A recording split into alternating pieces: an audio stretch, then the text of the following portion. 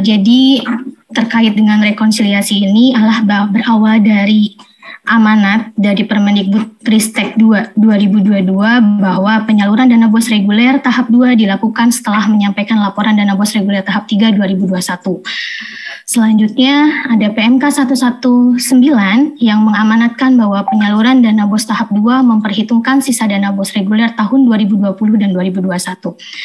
Yang pada intinya seperti itu ya. Jika pasalnya Bapak Ibu bisa melihat di pasal 32, di ayat 3, ataupun dan di pasal 48 di huruf C ya. Bapak Ibu bisa membacanya ketentuan terkait dengan perhitungan atas sisa dana.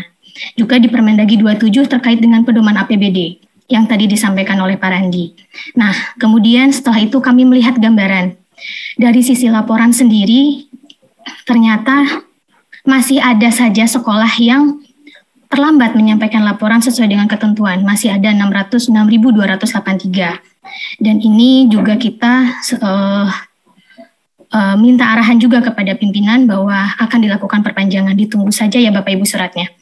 Nah, selanjutnya dari sisi karakteristik sisa dana, Bapak Ibu bisa melihat bahwa sangat beragam dan sangat variatif, yang indikasinya juga sangat variatif ya. Ada yang karena kesalahan input atau memang dan lain sebagainya ya, dan kita sudah melakukan survei dan sebagainya. Sisa dana ini mungkin ke selanjutnya, jika kita melihat dari sisi sebaran sisa dana, maka yang diinputkan oleh sekolah ini yang tidak ada sisa dana ada 94.000 atau kurang lebih 43,21%.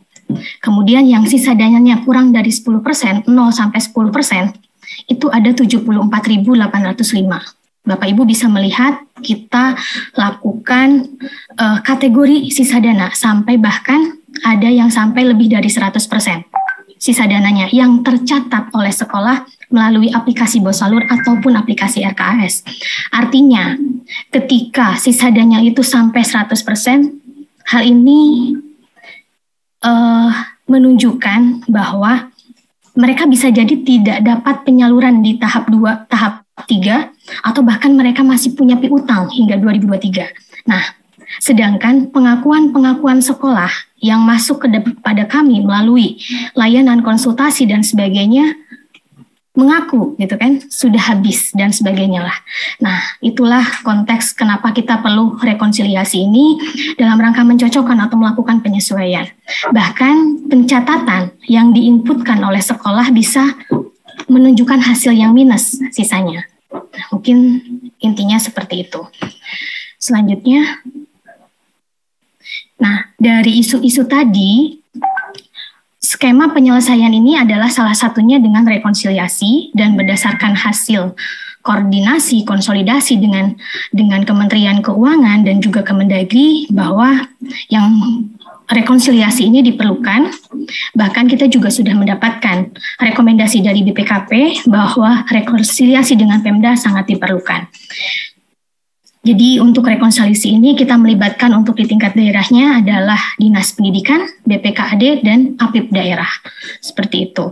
Hal ini, rekonsiliasi ini juga sebagai dasar nanti kita menyalurkan tahap 2 ya, tahap 2. Dana BOS reguler tahap 2 tahun 2022. Next.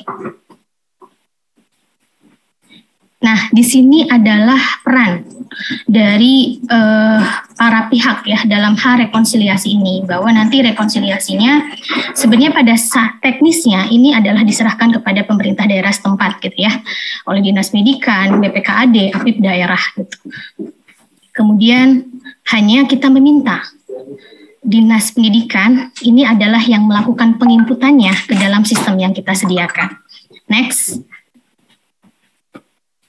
Dan disertai dengan berita acara yang ditandatangani oleh pihak di tingkat daerah. Nah, ini adalah gambaran sebaran provinsi di tingkat provinsi dengan kewenangannya itu adalah SMA, SMK, dan SLB. Kita bisa lihat bahwa Bapak Ibu bisa melihat tabel yang paling bawah ini adalah sebarannya. Jadi kita membuat klaster dari total sekolah yang 0 sampai 500, 500 sampai 1000, kemudian hingga 4001 sampai 5000. Jadi provinsi seperti DKI Jakarta, Banten, Lampung, Sulawesi Selatan memiliki tugas katakanlah ya untuk melakukan penyoncokan data laporan sekolah ini adalah 1001 sampai 2000-an, dan paling tinggi di sini adalah Jawa Barat yang mungkin upayanya harus lebih ekstra dibandingkan provinsi lainnya, karena ini ada Jawa Timur, Jawa Barat, Jawa Tengah, Sumatera. Ini adalah provinsi-provinsi yang besar sehingga upayanya juga besar karena sekolah di wilayahnya juga sangat banyak. Sedangkan untuk wilayah kabupaten kota, mungkin bisa lihat di next. Nah, ini kabupaten kota yang mencakup SD dan SMP, ini ada sekitar yang kisarannya 1001 sampai 2000, ini sangat banyak juga. Ada Medan, Deli Serdang, Kabupaten Malang, Jember, Banyuwangi, Kabupaten Cilacap, Brebes, Kabupaten Tasikmalaya, Sukabumi, juga hingga ke Pandeglang. Dan yang paling banyak kabupaten kota kabupaten kota yang sekolahnya paling banyak SD SMP-nya ini adalah di Kabupaten Bogor. Nah, ini adalah kabupaten-kabupaten dengan skup atau ukuran sekolah yang banyak. Jadi tentunya kabupaten-kabupaten ini dan provinsi itu memiliki upaya yang cukup ekstra. Sedangkan waktu kita terbatas dan kita juga koordinasi dengan Kemenkyu diminta untuk disampaikan sampai dengan bulan Juni. Nah, mungkin itu sekedar konteksnya, tapi bagaimana teknis nanti Dinas Pendidikan menyampaikan hasil rekonsiliasinya melalui aplikasi yang disediakan oleh Kementerian akan disampaikan oleh tim BOS selanjutnya, yaitu Pak Ulfi, monggo.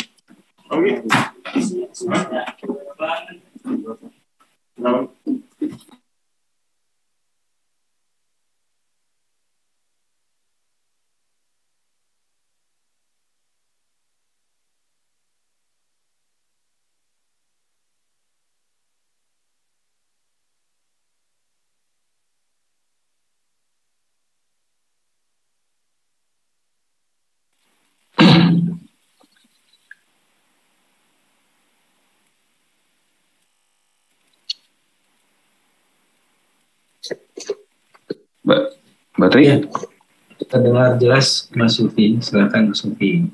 Maaf, sekarang nggak ada suaranya tadi. Baik, terima kasih. Assalamualaikum warahmatullahi wabarakatuh. Melanjutkan dari tadi penjelasan dari Bu Tri, kita coba masuk ke teknis aplikasi di Bosalur untuk verifikasi rekonsiliasi sisa dana BOS. Nah, slide berikutnya kita akan melihat proses bagaimana alur kerja dari rekonsiliasi sisa dana.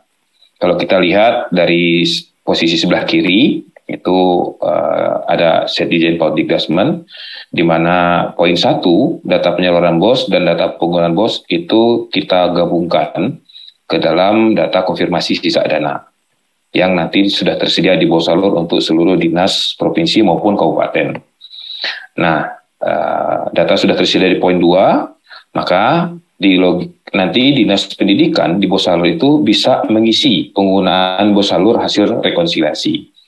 Nanti juga di situ akan ditampilkan berapa penyalurannya, berapa yang sudah dilaporkan sekolah, konfirmasinya akan berapa, detailnya nanti akan ada di slide berikutnya. Nah, ketika sudah diisi, maka ketika sudah selesai pengisian, maka Dinas Pendidikan melakukan unduh file berita acara rekonsiliasi. Kenapa kita buat unduh file ini? Itu karena nanti ada data rekapnya, di mana data rekap hasil rekonsiliasi ini sudah tersedia ketika di-download, diunduh di menu berita acara. Setelah diunduh, maka berikutnya Dinas Pendidikan tentu melakukan tanda tangan ya di berita acaranya. Setelah tanda tangan berita acara, di situ nanti di berita acara itu ada tiga bagian yang akan mengisi, yaitu dari Dinas Pendidikan, dari Inspektorat Daerah, dan dari Badan Keuangan Daerah. Nah, setelah ditandatangani ini berita acara tersebut, maka berita acara tersebut diunggah kembali di aplikasi Bosalur, juga sudah ada menunya. Nah, setelah itu data tersedia di Bosalur, maka Direktorat SD, SMP, sama SMK bisa memonitor hasil yang sudah diupload. Nah, tentunya setelah itu pun monitor dan diverifikasi, maka kita akan bisa mendapatkan data rekomendasi untuk penyaluran dana BOS tahap 2 pada gelombang berikutnya. Nah, ketika di poin 6 nanti verifikasinya masih ditemukan masalah, maka dinas akan dibuka akan memperbaiki kembali dana rekornya. Setelah itu prosesnya berulang terus hingga bisa dilakukan hingga berhasil verifikasi.